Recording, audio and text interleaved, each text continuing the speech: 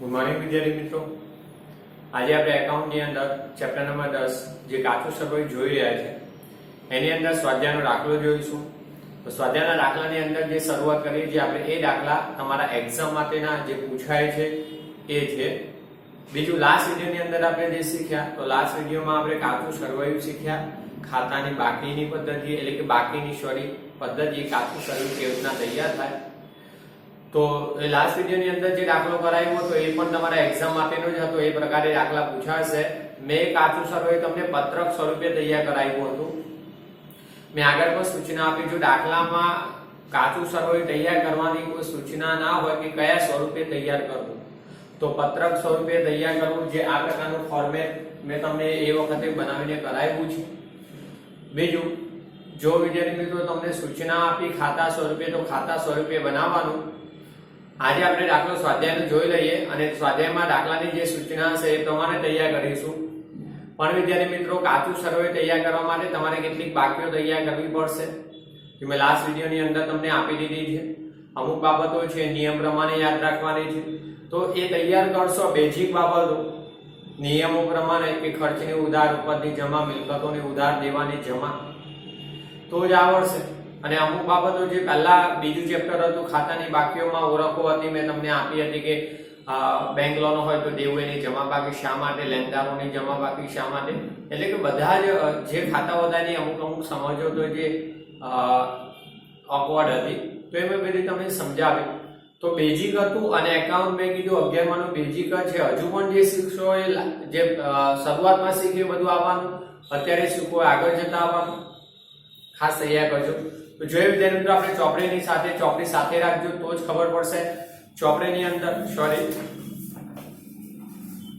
અંદર આપણે સ્વાધ્યાયનો દાખલો જોઈશું।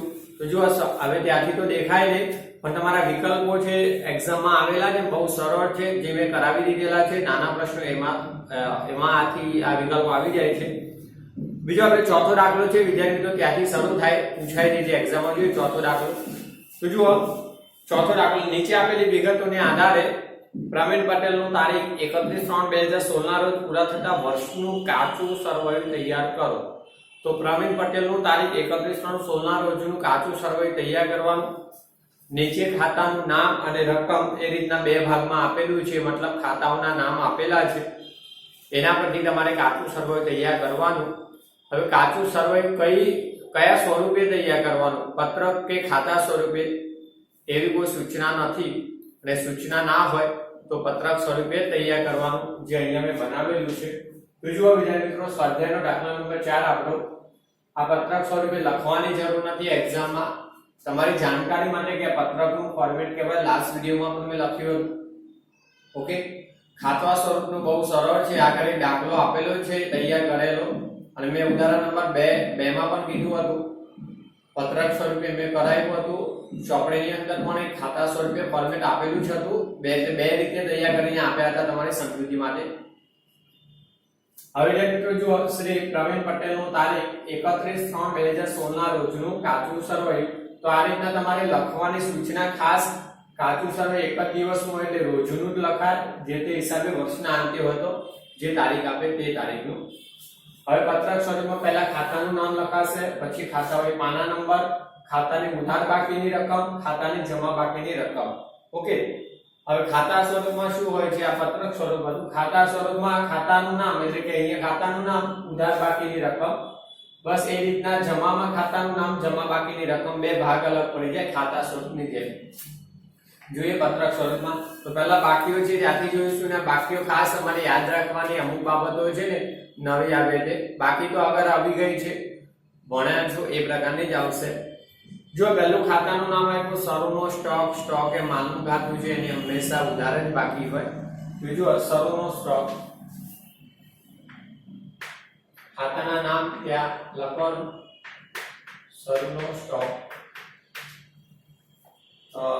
આખું લખી આપું, શરૂનો સ્ટોક એટલે શરૂઆતનો સ્ટોક કહેવાય, તો શરૂઆતનો સ્ટોક।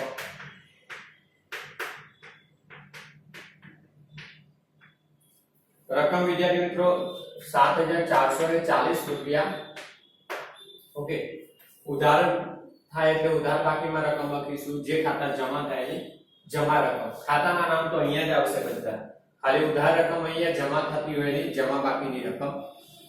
બીજું વિદ્યાર્થી મિત્રો, શરૂઆતના સ્ટોકની નીચે મજૂરી આપી. હવે મજૂરી સૂચનાના હોય એટલે ખર્ચ કહેવાય, ચૂકવેલી જ હોય આપણે. મજૂરી ખર્ચનું ખાતું. ઉપજ ખર્ચનો નિયમ શું કે ખર્ચની ઉધાર જ બાકી હોય, તો ઉધાર બાજુ લખીશું આપણે મજૂરી.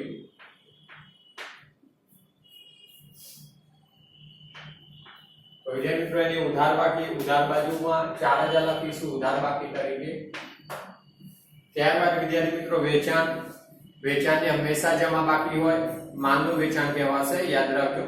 કારણ કે આપણે માલ વેચાણ કરીએ તો માલ જાય તો જમા, એટલે વેચાણ ખાતું જમા થાય, તો વેચાણની જમા બાકી હોય. તો વેચાણ એ જમા બાકી, તો જમા ખાનામાં લખીશું રકમ 48000. ત્યારબાદ વિદ્યાર્થી મિત્રો સમારકામ. સમારકામ વિશે કોઈ સૂચના નથી, કે પછી દુકાનનું સમારકામ હોય, મશીનરીનું સમારકામ હોય કે ધંધાના મકાનનું સમારકામ હોય. સમારકામ એ આપણો ખર્ચ કહેવાય, ખર્ચની ઉધાર બાકી હોય. તો સમારકામ ખર્ચ એની ઉધાર બાકી, 800 રૂપિયા ઉધારમાં, ઉપજ ખર્ચનો નિયમ, ખર્ચની ઉધાર બાકી. ત્યારબાદ વેરો. હવે વેરો પણ જો વેચાણ વેરો પણ હોય, આવક વેરો પણ હોય, પણ વેરો આપણે ખર્ચ તરીકે અર્થઘટન લેવાનું સૂચના ના હોય, ચૂકવેલો હોય ધંધામાંથી, તો આ વેરો છે એને ઉધાર બાકી હોય, ખર્ચ તરીકે લેવાનો છે, તો વેરો 600 રૂપિયા આપેલો છે, ઉધાર બાકીમાં આપણે લખીશું 600 રૂપિયા.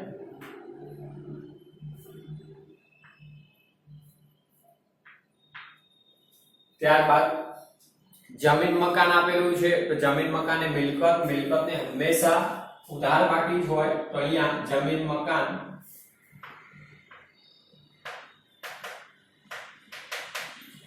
તો એની ઉધાર બાકી 2400 રૂપિયા. હવે જમીન મકાન 2400 માં ના આવે, પણ આપણને જે રકમ આપી હોય તે લેવાની, રાઈટ. બીજું વિદ્યાર્થી મિત્રો પ્લાન્ટ મશીનરી 3000 રૂપિયા આપેલી છે, પ્લાન્ટ મશીનરી પણ મિલકત, તો એની પણ ઉધાર બાકી. પ્લાન્ટ મશીનરી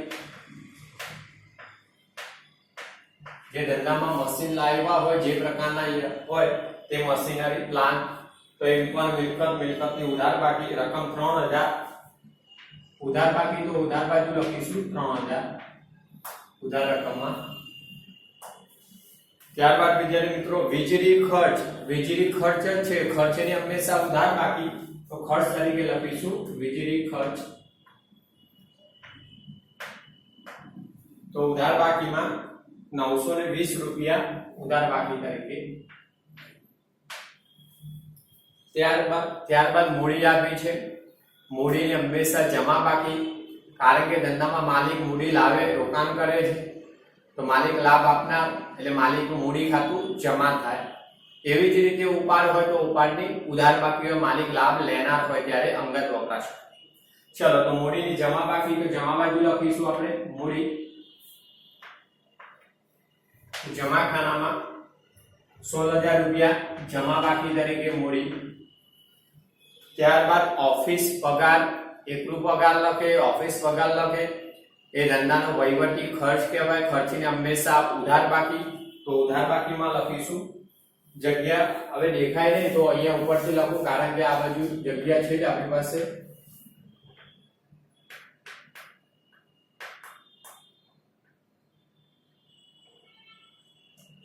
ઓફિસ પગાર 1000 રૂપિયા. આ ઉધાર રકમ, જમા રકમ જાણકારી માટે લખી રાખ્યું, તમને ખ્યાલ આવે કે ઉધાર બાકી, જમા બાકીની રકમ. ઓકે. ત્યારબાદ વિદ્યાર્થી મિત્રો પેટર્ન.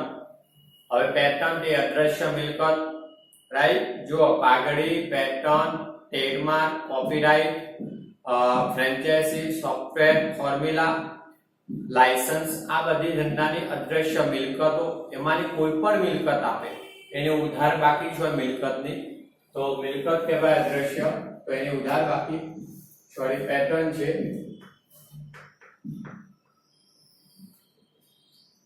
₹400 ઉધાર બાકી.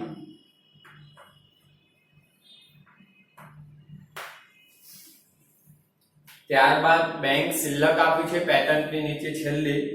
તો વિદ્યાર્થી મિત્રો બેંક શિલ્લક એ ધંધાની ચાલુ મિલકત અને મિલકત હોય એટલે એની ઉધાર બાકી લખાય. તો બેંક શિલ્લક તો મિલકત તરીકે ઉધાર બાકી 1800 રૂપિયા ઉધાર બાકીમાં. ત્યારબાદ વિદ્યાર્થી મિત્રો આગળ જોઈએ સામેની બાજુ એટલે કે આ બાજુ પૂરું થયું, સામે આવી પાછી ખાતા. બેંક લોન આપી છે ટાઇટલમાં. હવે વિદ્યાર્થી મિત્રો બેંક લોન એટલે આપણે લીધેલી લોન જ થાય, કારણ કે બેંકમાંથી હંમેશા લોન ધંધામાં લેવામાં જ આવે, ત્યારે બેંકને લોન આપવામાં આવતી નથી આપણા ધંધા તરફથી. ઓકે, એટલે બેંક લોન એ લીધેલી લોન છે અને લોન એ આપણું દેવું કહેવાય. લીધેલી છે ઉછીના, તો દેવું હોય ત્યારે દેવાની જમા બાકી, કારણ કે એ સેવાનો લાભ આપનાર હોય, આપણું દેવું છે. તો બેંક લોન એ જમા બાકી દેવું છે, એટલે તો બેંક લોન જમા બાકી તરીકે 1760 રૂપિયા જમા બાકી. ત્યારબાદ આવક માલ ગાળા ભાડું. આવક માલ એટલે માલ જ્યારે ખરીદવામાં આવે ત્યારે માલની આવક થાય એટલે આવક માલ કહેવાય. અને ગાળા ભાડું એટલે જ્યારે માલને ખરીદો ત્યારે માલની આવક થાય ત્યારે જે ગાળા ભાડું ચૂકવો એ આવક માલ ગાળા ભાડું, ખરીદ માલ ગાળા ભાડું પણ કહેવાય. જે ખર્ચ છે આપણો એની હંમેશા ઉધાર બાકી. તો આવક માલ ગાળા ભાડું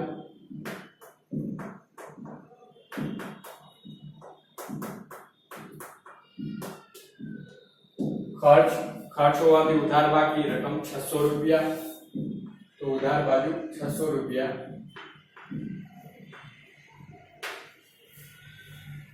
ત્યારબાદ વિદ્યાર્થી મિત્રો ખરીદી માલ જ્યારે ખરીદ્યો ત્યારે ખરીદ ખાતે ઉધાર લખે એટલે ખરીદીને હંમેશા ઉધાર બાકી હોય. તો ખરીદી ઉધાર બાકી 30,000 રૂપિયા આપેલી છે, તો ઉધાર બાકી ઉધાર ખાનામાં 30,000. ત્યારબાદ વિદ્યાર્થી મિત્રો જાવક માલ ગાળા ભાડું. તો હવે વિદ્યાર્થી મિત્રો જેમ આવક માલ ગાળા ભાડું હતું એ રીતના જાવક માલ ગાળા ભાડું ખર્ચ કહેવાય. હવે કેવી રીતના? તો જ્યારે તમે માલ વેચાણ કરો છો ત્યારે ધંધામાંથી માલ જાય, વેચાણ કરો એટલે માલ જાય તો માલની જાવક એટલે જાવક માલ થયો. હવે એ માટે જ્યારે ગાળા ભાડું ચૂકવો છો, માલ વેચાણ કરો ત્યારે મોકલવાનું, તો એ જાવક માલ ગાળા ભાડું એ ધંધાનો ખર્ચ કહેવાય. આવક માલ ગાળા ભાડું અને જાવક માલ ગાળા ભાડું બંને ખર્ચ કહેવાય, ખર્ચની ઉધાર બાકી. રાઈટ, આ ખરીદીનો ખર્ચો છે, જ્યારે જાવક માલ ગાળા ભાડું વિતરણ ખર્ચ, તો ખર્ચની ઉધાર બાકી 600 રૂપિયા. જાવક માલ ગાળા ભાડું 600 રૂપિયા.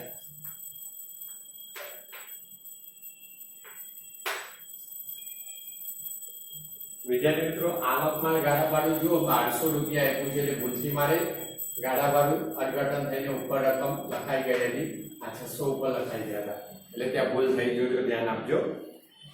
ત્યારબાદ વિદ્યાર્થી મિત્રો દેવાદારો આપ્યા છે. દેવાદારો આપણું લેણું, તો લેણાની હંમેશા ઉધાર બાકી હોય, તો દેવાદારોની ઉધાર બાકી. દેવાદારોની જગ્યાએ એક્ઝામમાં ગ્રાહકો શબ્દ આપી શકે તમને, એટલે ગુંચવાતાને એને ગ્રાહકો કહેવાય. તો દેવાદારોની ઉધાર બાકી 8000, આ જાણકારી માટે લખ્યું, એને ઉધાર બાકી. એટલે કે જ્યારે આપણે ઉધાર માલ વેચ્યો હોય તો સામેની વ્યક્તિ આપણી પાસે લાભ લેનાર એટલે દેવાદાર જે ગ્રાહક છે એની હંમેશા ઉધાર બાકી હોય, લેનાર ખાતે ઉધાર. રાઈટ, પછી ઉછીના નાના આપો તો એ દેવાદાર હોઈ શકે. બીજું રોકડ શિલ્લક આપી છે વિદ્યાર્થી મિત્રો. રોકડ શિલ્લક એ બેંક શિલ્લકની જેમ જ તમારી ચાલુ મિલકત કહેવાય, રોકડ શિલ્લક પણ, અને મિલકત હોવાથી ઉધાર બાકી. તો રોકડ શિલ્લક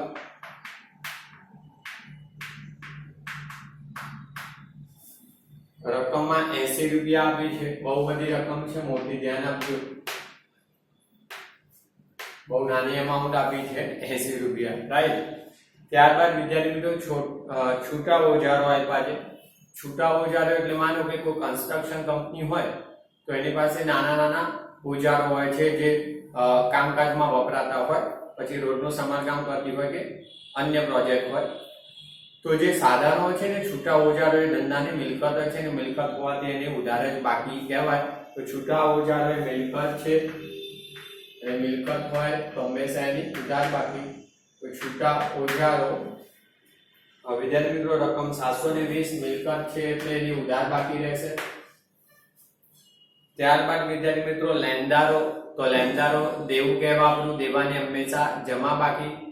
ક્યારે એવું બને, એટલે કે સામેની વ્યક્તિ પાસેથી આપણે ઉધાર માલ ખરીદ્યો હોય તો વ્યક્તિ લાભ આપનાર છે, એ લાભ આપનાર વ્યક્તિગતનો નિયમ, લાભ આપનાર પાસે જમા, તો લેણદારે આપણું દેવું એની જમા જ બાકી હોય. જેમ દેવાદારની ઉધાર હોય એમ લેણદારની જમા બાકી. તો લેણદારો, પણ વિદ્યાર્થી મિત્રો લેણદારોની જગ્યાએ એક્ઝામમાં આવો શબ્દ વાપરી શકે વેપારી, વેપારીઓ જેને કહેવાય. એટલે કે એ સામેનો વેપારી છે, જ્યારે આપણે ઉધાર માલ ખરીદીએ ત્યારે આપણો લેણદાર જ કહેવાશે. તો 3200 રૂપિયા છે વિદ્યાર્થી મિત્રો, એ જમા બાકી કહેવાશે, દેવાની જમા બાકી. ત્યારબાદ એટલે કે આના માટે લેણું પણ શબ્દ વાપરી શકે અને આના માટે દેવું પણ શબ્દ વાપરી શકે એક્ઝામમાં. પરચુરણ આવકો, પરચુરણ છે નાની આવકો, જે મુખ્ય આવક છે ને ધંધાની એના સિવાયની. તો આ પરચુરણ આવકો છે, આવક છે ને આવક એ ઉપજ, એટલે એની ઉપજ ખર્ચનો નિયમ, ઉપજની જમા બાકી, એટલે આવકની જમા જ બાકી હોય. તો અહીંયા પરચુરણ આવકો, તો આવકોની જમા બાકી, તો જમા બાકી તરીકે 240 રૂપિયા. ત્યારબાદ ઓફિસ ફર્નિચર, ઓફિસ ફર્નિચર આપણે કે એકલું ફર્નિચર શબ્દ વાપરે. ફર્નિચર એટલે મિલકત અને મિલકતની ઉધાર બાકી. આ કાયમી મિલકત છે ધંધાની અને મિલકતની ઉધાર બાકી હોય તો ઓફિસ ફર્નિચર.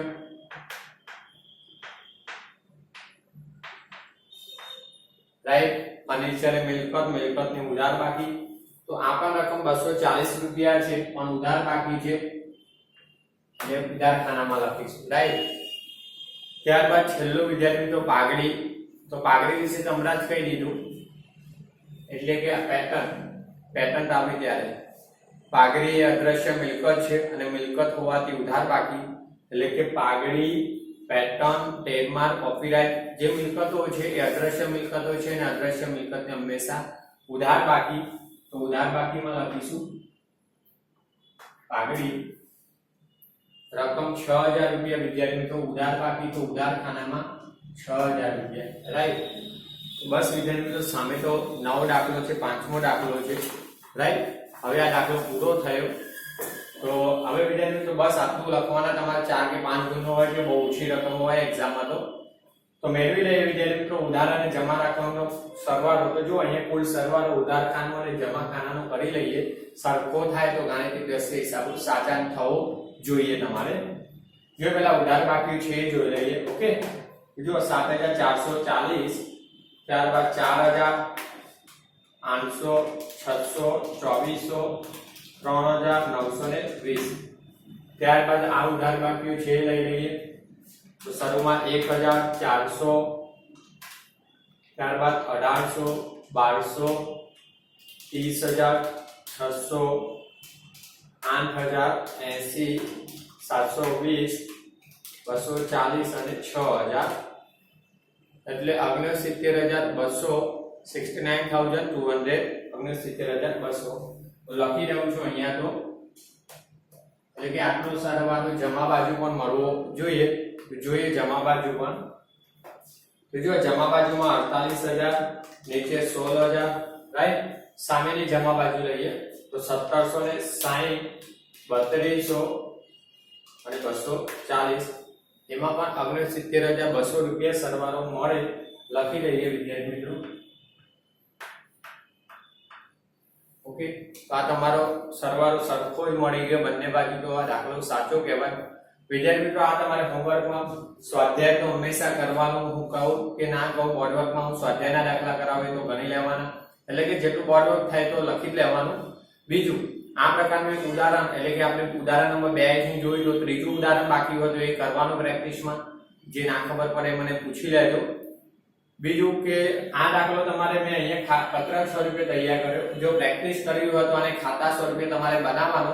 ખાતા સ્વરૂપે એટલે તમારો દાખલો છે ને, છઠ્ઠો દાખલો છે સ્વાધ્યાયમાં, એ ઓલરેડી તૈયાર કરેલો જ આપ્યું છે કાચું સ્વરૂપે, ખાતા સ્વરૂપે, પણ એ ભૂલો વાળું છે. પણ ફોર્મેટ એવું બને, એટલે કે આ જે ખાના છે ને એમાં ઉધાર રકમ વાળા છે ઉધાર બાજુ લખવાના રકમ સાથે અને જે જમા બાકીઓ હોય એ જમા બાજુ લખી જમા બાજુ રકમ લખવાની સરવાળો આ રીતના બંને ઉધાર જમાનો સરખો જ મળે. ઓકે, તો બસ વિદ્યાર્થી મિત્રો અહીંયા પૂરું થાય લખી લેજો અને ઉદાહરણની પ્રેક્ટિસ કરો.